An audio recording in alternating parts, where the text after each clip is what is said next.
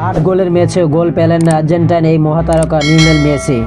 গোল না পেয়ে নিজের উপর রাগ ঝাড়ছেন লিওনেল মেসি। বিস্তারিত প্রতিবেদনে। টানা খেলার চাপ, ক্লান্ত ইন্টার মায়ামি।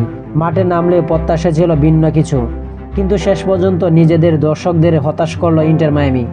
মঙ্গলবার রাতে MLS-এর ম্যাচে শিকাগো ফায়ারের কাছে 5-3 গোলে হেরে মাঠ ছাড়ে লিওনেল মেসির দল ইন্টার মায়ামি।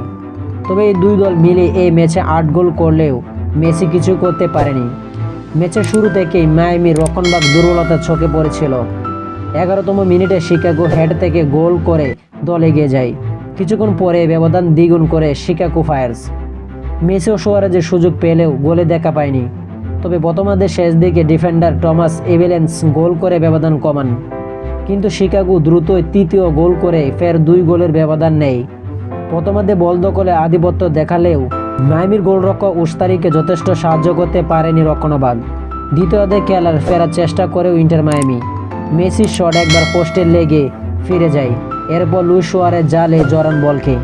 57 মিনিটে একটি গোল করেন তিনি। 74 মিনিটে আবারও গোল করে ম্যাচের সমতা ফেরান।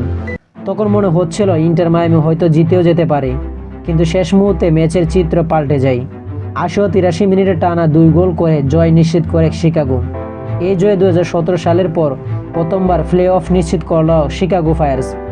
অন্যদিকে টানা ম্যাচে খেলে ক্লান্ত মায়ামি। টেবিলে 4র্থ স্থানে রয়ে গেলেন ইন্টার মায়ামি।